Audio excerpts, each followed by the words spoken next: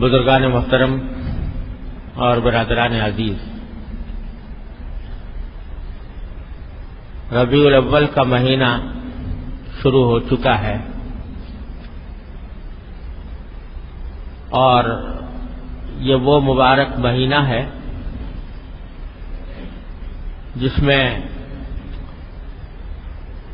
ہم سب کے آقا نامدار سید الاولین والآخرین سردار دو عالم محمد مصطفیٰ صلی اللہ علیہ وسلم اس دنیا میں تشریف لائے۔ آپ کی ولادت باسعادت اسی مہینے میں ہوئی اور اگر اسلام میں کسی شخصیت کے یوم پیدائش یا یوم وفات منانے کا کوئی تصور ہوتا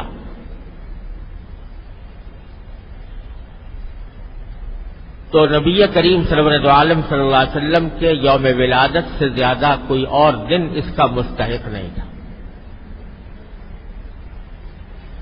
کیونکہ یہ وہ دن تھا جس میں اللہ تبارک و تعالی نے انسانیت کی رہنمائی کے لیے حضور نبی کریم سرور دو عالم صلی اللہ علیہ وسلم کو دنیا میں مبعوث فرمایا، دنیا کے اندر بھیجا، اور وہ ذات اقدس اس دنیا میں تشریف لائی جس کو ساری کائنات کی تخلیق کا مقصد کہا جائے تو غلط نہیں ہو۔ ایک روایت لوگوں کے زبان پر مشہور ہے کہ اللہ تبارک و تعالی نے حضور اقدس صلی اللہ علیہ وسلم سے فرمایا کہ لولاک لما خلقت الافلاک، یعنی اگر آپ نہ ہوتے تو میں ان آسمانوں کو پیدا نہ کرتا۔ یہ روایت سند کے اعتبار سے تو یہ موضوع ہے، یعنی صحیح نہیں ہے، یہ حدیث کے طور پر درست نہیں ہے، لیکن معنی کے اعتبار سے بالکل درست ہے۔ یعنی واقعتاً حضور نبی کریم صلی اللہ علیہ وسلم کی ذات والا صفات اس کائنات کی تخلیق کا مقصد تھی۔ اگر آپ دنیا میں تشریف لانے والے نہ ہوتے تو اللہ یہ کائنات ہی پیدا نہ کرتا، نہ یہ زمین ہوتی، نہ یہ آسمان ہوتا، نہ یہ ہوائیں ہوتی، نہ یہ بادل ہوتے، نہ سمندر ہوتے، نہ یہ دریا ہوتے۔ اور اقبال مرحوم نے اس بات کو بڑی بلاغت کے ساتھ کہا ہے کہ ہونا یہ نام تو کلیوں کا تبسم بھی نہ ہو۔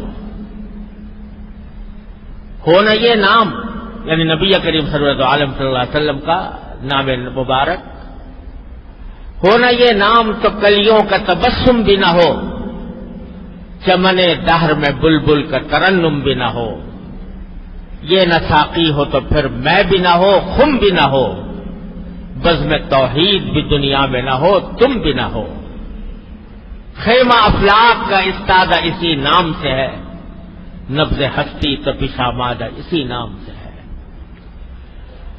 تو در حقیقت یہ کوئی مبالغہ نہیں، حقیقت ہے کہ حضور سرور دو عالم صلی اللہ علیہ وسلم اس پوری کائنات کی تخلیق کا مقصد ہے۔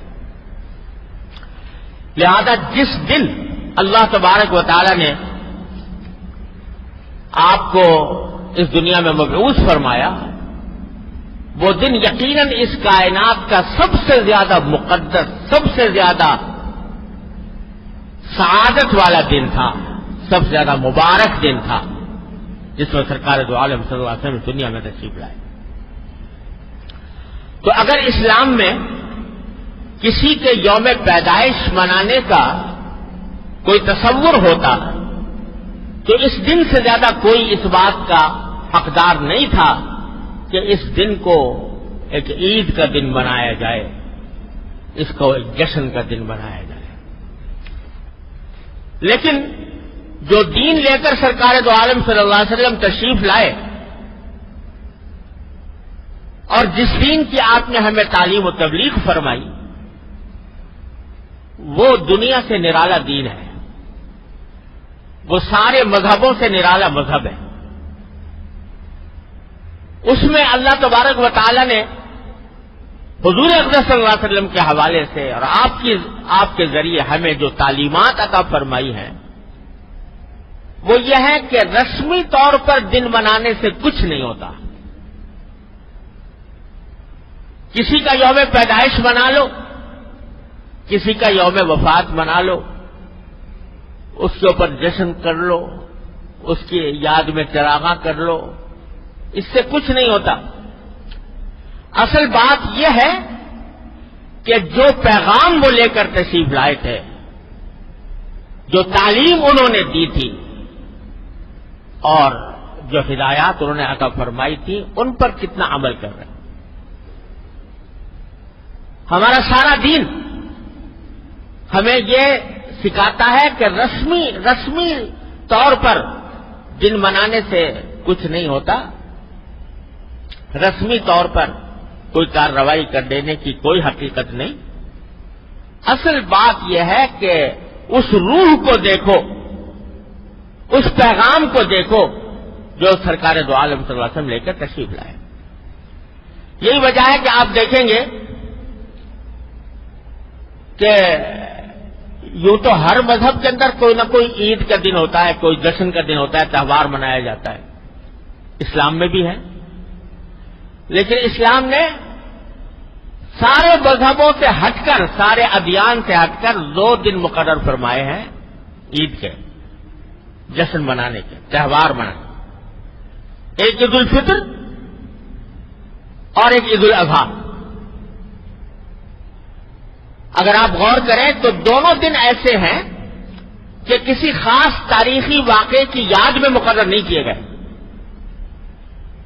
یکم شوال کو عید الفطر منائی جاتی ہے، تو ایسا نہیں ہے کہ یکم شوال میں کوئی خاص واقعہ پیش آیا تھا، کوئی آدمی، کوئی شخصیت پیدا ہوئی تھی، کہ کسی کا انتقال ہوا تھا، یا کوئی خاص تاریخی واقعہ پیش آیا تھا، اس پر عید الفطر کا دن منایا جاتا ہو، ایسا نہیں۔ یکم شوال میں کوئی خاص تاریخی واقعہ ایسا پیش نہیں آیا۔ عید الاضحیٰ ہے، وہ 10 ذوالحجہ کو منائی جاتی ہے۔ 10 ذوالحجہ کو نہ کسی کا یوم پیدائش ہے، نہ کسی کا یوم وفات ہے، نہ کوئی اور خاص تاریخی واقعہ اس سے وابستہ ہے۔ اگرچہ ان دنوں میں جو قربانی کی جاتی ہے وہ حضرت ابراہیم خلیل اللہ علیہ السلام کی سنت ہے۔ بھائی ذرا اس کو رہنے ہی دے۔ وہ حضرت ابراہیم خلیل اللہ علیہ السلام کی سنت ہے، اور حضرت ابراہیم خلیل اللہ علیہ السلام نے اپنے بیٹے کی قربانی دی تھی۔ اللہ تبارک و تعالی نے اس کو ایک سنت اور ایک عبادت بنا دیا۔ لیکن ایسا نہیں ہے کہ حضرت ابراہیم نے اپنے بیٹے کی قربانی 10 ذوالحجہ کو دی ہو، 10 ذوالحجہ کی تاریخ میں دی ہو، ایسا نہیں ہے۔ خدا جانے کون سے دن دی تھی معلوم نہیں، کیا تاریخ تھی یہ معلوم نہیں۔ تو لہذا 10 ذوالحجہ کو جو عید الاضحیٰ منائی جاتی ہے، قربانی کی جاتی ہے، وہ بے شک ان کی سنت ضرور ہے، لیکن ایسا نہیں ہے کہ ابراہیم علیہ السلام کی قربانی بھی اسی دن ہوئی ہو۔ اللہ ہی جانے کون سے دن ہوئی تھی، کسی کو نہیں پتا۔ اس لیے نہیں کہا جا سکتا کہ یہ 10 ذوالحجہ کی تاریخ جو مقرر کی گئی ہے وہ اس خاص واقعے کی وجہ سے مقرر کی گئی۔ تو اسلام میں 2 عیدیں ہیں، اور دونوں ایسی ہیں کہ ان میں سے کوئی بھی کسی خاص تاریخی واقعے سے وابستہ نہیں۔ اس کے بجائے کس موقع پر 2 عیدیں رکھی گئی ہیں؟ وہ پہلی عید یعنی عید الفطر اس وقت ہے جبکہ مسلمان ایک بڑی عظیم عبادت کی تکمیل کر کے فارغ ہوتے ہیں۔ یکم شوال کب آتی ہے؟ جب رمضان کا پورا مہینہ گزر گیا۔ رمضان کے مہینے میں مسلمانوں نے روزے رکھے، راتوں کو تراویحیں پڑھی، اللہ تبارک و تعالیٰ کے حضور دعائیں کرتے رہے، عبادت کرتے رہے۔ اس موقع پر اس کی تکمیل پر عید الفطر۔ سبق یہ دیا جا رہا ہے کہ محض ماضی کے واقعات پر خوش ہونے اور اس کے اوپر فخر کرنے کے بجائے تم دیکھو تم کیا کر رہے ہو۔ تم نے اگر رمضان کے روزے رکھے ہیں، اللہ تعالیٰ کی عبادت کی ہے، اللہ تعالیٰ کے حضور سجدہ ریز ہوئے ہو، تو بے شک تمہیں عید الفطر منانے کا حق ہے۔ عید الاضحیٰ اس موقع پر ہوتی ہے جب دوسری عظیم الشان عبادت کی تکمیل مسلمان کرتے ہیں، یعنی حج کی عبادت۔ 9 ذی الحجہ کو حج ہوتا ہے اور 10 ذی الحجہ کو عید الاضحیٰ منائی جاتی ہے۔ تو دونوں عیدیں ایسے موقع پر رکھی گئی ہیں جو کسی خاص تاریخی واقعے کی یاد میں نہیں، بلکہ ہر سال ان تاریخوں میں مسلمان 2 عظیم الشان عبادتوں کی تکمیل کرتے ہیں۔ تو سبق یہ دیا جا رہا ہے کہ دوسری قومیں تو عید مناتی ہے یا جشن مناتی ہے، وہ اپنے کسی تاریخی واقعے کی بنا پر بناتی ہے۔ کرسمس ہے عیسائیوں کی، وہ کہتے ہیں 25 دسمبر کو حضرت عیسیٰ علیہ السلام پیدا ہوئے تھے، ان کی یادگار میں 25 دسمبر کرسمس منائی جاتی ہے۔ حالانکہ تاریخی طور پر یہ بات ثابت نہیں ہے کہ 25 دسمبر کو ولادت ہوئی تھی عیسیٰ علیہ السلام۔ تاریخی اعتبار سے اس میں بہت کلام ہے، لیکن اگر بالفرض ہو بھی تو انہوں نے اس کو یوم پیدائش کو اپنے لیے عید بنا دیا۔ یہ جو یہودیوں کی عید ہوتی ہے عید فطر، یہ اس دن کے اعتبار سے منائی جاتی ہے جب موسیٰ علیہ السلام کا لشکر پار ہو گیا تھا اور فرعون غرق ہو گیا تھا۔ اس تاریخی واقعے کی یاد میں وہ عید مناتے ہیں۔ تو جتنے مذاہب ہیں ان سب میں دیکھو تو وہ تاریخی واقعات جو اپنے ہمارے اکابر بزرگوں نے کوئی بات کی تھی، اس بات کی یاد میں وہ عید مناتے ہیں، جشن مناتے ہیں۔ وہ سارے مذاہب کا یہی حال ہے۔ لیکن اللہ تعالیٰ نے ہمیں جو دی ہے وہ کہا کہ نہیں، دوسرے لوگ تو اپنے ماضی کو دیکھتے ہیں اور بزرگوں کے کارناموں پر اپنے فخر کرتے ہیں، لیکن اے مسلمانوں، تمہارا کام یہ ہے کہ تم خود اپنے عمل کو دیکھو اور اپنے عمل کو دیکھ کر پھر اگر باقی تم اللہ تبارک و تعالیٰ کی عبادت کر رہے ہو تو پھر بے شک خوشی مناؤ۔ وہ جو اقبال نے کہا کہ تھے تو آبا وہ تمہارے ہی مگر تم کیا ہو، تھے تو آبا وہ تمہارے ہی مگر تم کیا ہو، ہاتھ پر ہاتھ دھرے منتظر فردا ہو۔ یہ تعلیم اسلام نے ہمیں دی ہے۔ تو اگر یوم پیدائش منانے کا کوئی تصور اسلام میں ہوتا تو سرکار دو عالم صلی اللہ علیہ وسلم کی یوم پیدائش سے بڑھ کر کوئی دن ایسا نہیں تھا جو اس کا مستحق ہوتا، لیکن چونکہ تصور یہ نہیں ہے، اس واسطے حضرات صحابہ کرام کی پوری زندگی دیکھ لو رضی اللہ تعالیٰ عنہ اجمعین۔ وہ صحابہ کرام جو سرکار دو عالم صلی اللہ علیہ وسلم کے اتنے جانثار تھے کہ آپ کے منہ مبارک سے اگر تھوک بھی نکلتا تو زمین پر نہیں گرنے دیتے تھے، اپنے ہاتھ پر لے لیتے، اپنے جسم پر مل لیتے ہیں۔ ایسے عاشق، ایسے جانثار، لیکن پورے 100 سال صحابہ کرام دنیا میں زندہ رہے۔ حضور کے تشریف لے جانے کے بعد 100 سال تک کوئی نہ کوئی صحابی دنیا میں رہا۔ 100 سال پورے ہونے کے بعد صحابہ کرام کا دور ختم ہوا، تابعین کا دور آیا۔ لیکن 100 سال کے عرصے میں کسی صحابی سے منقول نہیں ہے کہ اس نے حضور اقدس صلی اللہ علیہ وسلم کا یوم پیدائش منایا ہو کہ بھئی 12 ربیع الاول کو اللہ تعالیٰ حضور پیدا ہوئے تو آج ایک عید منائیں. اور یہاں تک کہ آپ کے یوم پیدائش کے بارے میں یقین سے بھی کہنا مشکل ہے کہ 12 ربیع الاول. روایتیں مختلف ہیں. بعض روایتوں میں آتا ہے 3 ربیع الاول، بعض میں آتا ہے 9 ربیع الاول، بعض میں آتا ہے 12 ربیع الاول. مختلف روایتیں ہیں، لیکن یہ مختلف روایتیں خود اس بات پر دلالت کر رہی ہیں کہ امت نے اس دن کی کو عید منانے یا اس کو باقاعدہ جشن کے طور پر منانے کا تصور تھا ہی نہیں، لہذا روایتوں میں بھی اختلاف ہو گیا. جو اصل چیز تھی وہ صحابہ کرام نے پکڑ کر رکھی. وہ کیا کہ حضور اقدس صلی اللہ علیہ وسلم دنیا میں اس لیے تشریف لائے تھے تاکہ دنیا کے سامنے ایک بہترین زندگی کا نمونہ پیش کریں. جیسا کہ میں نے ابھی آیت جو تلاوت کی کہ لقد کان لکم فی رسول اللہ اسوۃ حسنہ. خوب سمجھ لو کہ تمہارے لیے اللہ کے رسول کی زندگی میں ایک بہترین نمونہ ہے. یہ معنی ہے آیت کے لقد کان لکم فی رسول اللہ اسوۃ حسنہ. یقیناً تمہارے لیے اللہ کے رسول کی زندگی میں اسوہ حسنہ ہے، یعنی بہترین نمونہ ہے.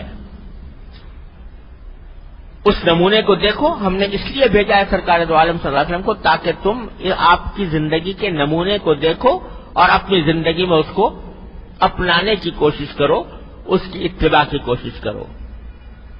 یہ ہے مقصد آپ کو دنیا میں تشریف لانے کا. صحابہ کرام نے یہ حقیقت اس طرح اچھی طرح سمجھ لی تھی کہ کچھ ہو جائے لیکن سرکار دو عالم صلی اللہ علیہ وسلم کی سنت کی اتباع کو نہیں چھوڑیں گے. آپ کو اس دنیا میں بھیجا گیا تھا اس کام کے لیے، چنانچہ ان کا ہر روز کوئی دن خالی نہیں تھا جس میں رسول کریم صلی اللہ علیہ وسلم کی سیرت اور سنت کا بیان نہ ہو اور اس پر عمل کرنے کی کوشش نہ ہو. ان کا ہر لمحہ وہ اتباع سنت میں گزر رہا تھا، لہذا ان کو کوئی رسمی کارروائیاں کرنے کی ضرورت نہیں تھی کہ وہ رسمی کارروائی کر کے کوئی دن منائیں اور اس میں جلسے کریں اور اس میں خوشیاں منا کے چراغاں کریں. ان کے دل میں چراغاں ہو رہا تھا، ان کے دل میں تقویٰ کے چراغ روشن تھے، ان کے دل میں اتباع سنت کے چراغ روشن تھے، لہذا ان کو ان رسمی کارروائیوں کی کوئی ضرورت نہیں. تو میرے بھائیوں اور دوستوں، میں عرض یہ کرنا چاہتا ہوں آپ سے بعد میں اور اپنے آپ سے پہلے اپنے واسطے سے آپ حضرات سے عرض کرنا چاہتا ہوں کہ ربیع الاول کا مہینہ اس لحاظ سے بڑا مبارک مہینہ ہے کہ اللہ تعالیٰ نے اس کو سرکار دو عالم صلی اللہ علیہ وسلم کے دنیا میں بھیجنے کے لیے انتخاب فرمایا. اور جب ربیع الاول کا مہینہ آتا ہے تو ہمارے ملک میں خاص طور پر جگہ جگہ، گلی گلی، محلے محلے محفلیں منعقد ہوتی ہیں. سرکار دو عالم صلی اللہ علیہ وسلم کی سیرت طیبہ بھی کا بیان بھی ہوتا ہے، جلسے بھی ہوتے ہیں، چراغاں بھی کرتے ہیں لوگ، اور نہ جانے کیا کچھ عید میلاد النبی کے نام پر کیا جاتا ہے. لیکن ہم سب کے سوچنے کی بات یہ ہے کہ یہ ہم کب سے یہ کام کرتے چلے آ رہے ہیں. سوچنے کی بات یہ ہے کہ آیا ان رسمی کارروائیوں کے بعد کیا ہماری زندگی میں کوئی تبدیلی آتی ہے؟ اتنے جلسے ہو گئے، اتنی تقریریں ہو گئی، اتنی محفلیں منعقد ہو گئی، اتنی نعتیں پڑھی گئی، اتنے درود و سلام ہوئے. الحمدللہ حضور اقدس صلی اللہ علیہ وسلم پر ایک مرتبہ درود شریف کوئی بھیج دے تو اللہ تعالیٰ اس کے اوپر 10 رحمتیں نازل فرماتے ہیں. اللہ تبارک و تعالی ہم سب کو توفیق عطا فرمائے. لیکن سوال یہ ہے کہ یہ سب کچھ ہونے کے بعد کیا ہماری زندگی میں کوئی تبدیلی آتی ہے؟ کیا ایسا ہوتا ہے کہ ان کارروائیوں سے پہلے ہم کسی سنت سے محروم تھے اور اب ان کارروائیوں کے بعد کسی سنت پر عمل کرنے کی توفیق ہو گئی؟ اگر اس سوال کا جواب ہم اپنے گریبانوں میں منہ ڈال کر دیکھیں تو بظاہر اکثر و بیشتر اس کا جواب نفی ہی میں ملے گا. جس ڈھب پر زندگی پہلے چل رہی تھی اب بھی چلتی ہے. پہیا جس طرح گھوم رہا تھا اب بھی گھوم رہا ہے. پہلے اگر سرکار دو عالم صلی اللہ علیہ وسلم کی سنتوں کی اتباع کی فکر نہیں تھی اب بھی نہیں. تو بتائیے کہ آیا اس بات سے سرکار دو عالم صلی اللہ علیہ وسلم خوش ہوں گے کہ میری امت کے لوگوں نے میری تعریفیں تو بہت کر لی، لیکن کیا میں جس کام کے لیے آیا تھا اور جو پیغام میں لے کر آیا تھا، جو سنتیں میں نے وضع کی تھیں، ان کے اوپر عمل میں کیا صورتحال پیدا، اس پر عمل کی طرف دھیان نہیں، تو کیا اس سے خوشی ہوگی سرکار دو عالم صلی اللہ علیہ وسلم؟ کیا آپ دنیا میں اسے تشریف لائے تھے کہ آپ کی تعریف میں قصیدے پڑھے جائیں؟ آپ کو تو پیشکش ہوئی تھی کہ اگر آپ چاہیں تو دنیا کا سارا مال و دولت آپ کے قدموں میں ڈھیر کر دیا جائے. اگر آپ چاہیں سردار بننا چاہیں تو ہم سب متفقہ طور پر آپ کو سردار بنانے کے لیے تیار ہیں. اگر آپ کو حسن و جمال کی خواہش ہے تو دنیا کا منتخب حسن و جمال آپ کی خدمت میں پیش کر دیا جائے. ساری پیشکش کر دی گئی تھی، مگر آپ اپنے اس پیغام سے، اپنی اس تعلیم سے باز آ جائیں. سرکار دو عالم صلی اللہ علیہ وسلم جواب میں کیا فرمایا تھا کہ اگر میرے ایک ہاتھ میں آفتاب اور ایک ہاتھ میں مہتاب بھی دے دو گے تو میں اپنے اس دین کی اس تبلیغ سے باز نہیں آ سکتا. تو سرکار دو عالم صلی اللہ علیہ وسلم اگر محض تعریف ہی کرانی ہوتی تو وہ اس وقت پیغام قبول کر لیتے. تو ہم سب کے سوچنے کی بات یہ ہے کہ آیا ان ربیع الاول کے مہینے کے آنے کے بعد ہم سرکار دو عالم صلی اللہ علیہ وسلم کی تعلیمات پر عمل میں کوئی ہمارے ترقی ہوتی ہے؟ بلکہ افسوسناک بات یہ ہے کہ حضور اقدس صلی اللہ علیہ وسلم کی سیرت طیبہ کے نام پر ہم وہ کام کرتے ہیں جو سرکار دو عالم صلی اللہ علیہ وسلم نے جن کی ممانعت فرمائی، جو ناجائز قرار دیے، جو شریعت میں ناجائز. سیرت النبی کا جلسہ ہو رہا ہے اور اس کے اندر نمازیں فوت ہو رہی، اس کے انتظام میں، جلسے کے انتظام میں، جلوس کے انتظام میں نمازیں جا رہی ہیں. وہ نماز جو بستر مرگ پر بھی معاف نہیں ہے، وہ نماز چھوٹ رہی ہے، جماعت چھوٹ رہی ہے. اور آج اب تو یہ ہونے لگا ہے کہ مخلوط مرد و عورت کی ملی جلی نشستیں سیرت النبی کے نام پر، مرد بھی ہیں اور عورتیں بھی بے پردہ بناؤ سنگار کر کے اس محفل میں موجود ہیں. جس کو مٹانے کے لیے سرکار دو عالم صلی اللہ علیہ وسلم تشریف لائے تھے وہ حضور کے نام پر ہو رہا ہے. اور اب تو نعتیں، حضور اقدس صلی اللہ علیہ وسلم کی نعت اتنی زبردست فضیلت کی چیز ہے. سرکار دو عالم صلی اللہ علیہ وسلم کا ذکر مبارک، وہ نعت پڑھی جا رہی ہے اور موسیقی کے ساتھ پڑھی جا رہی ہے. جس موسیقی کے آلات کو آپ کو یہ فرمایا آپ نے کہ میں ان کو مٹانے کے لیے آیا ہوں، وہ نعتیں ہو رہی ہیں، حضور کی وضاح تعریف بیان ہو رہی ہے اور میوزک کے ساتھ ہو رہی ہے، موسیقی کے ساتھ ہو رہی ہے. تو بتائیے یہ سرکار دو عالم صلی اللہ علیہ وسلم کی سیرت کے ساتھ کون سا انصاف ہے؟ یہ کتنا بڑا ظلم، کتنی بڑی دھاندلی ہے کہ سرکار دو عالم صلی اللہ علیہ وسلم کی تعلیمات کو پامال کر کے کہا جائے کہ ہم سرکار دو عالم صلی اللہ علیہ وسلم کی سیرت بیان کر رہے ہیں یا آپ کی نعت بیان کر رہے ہیں. تو میرے بھائی اور دوستو، ربیع الاول کا پیغام یہ ہے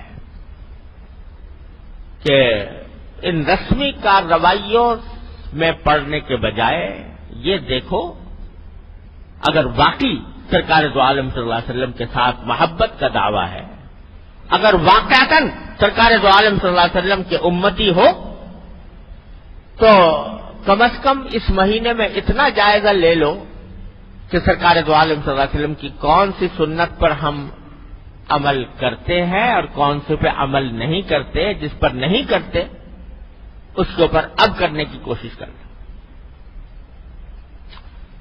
بہت سی سنتیں ایسی ہیں سرکار دو عالم صلی اللہ علیہ وسلم کی کہ جن پر عمل کرنے میں کوئی دشواری نہیں، کوئی مشکل نہیں، نہ کوئی پیسہ خرچ ہوتا ہے، نہ کوئی وقت زیادہ لگتا ہے، نہ کوئی محنت ہوتی ہے، لیکن صرف دھیان کی بات ہے کہ وہ اختیار کر لی جائے تو دھیان کی بات ہے.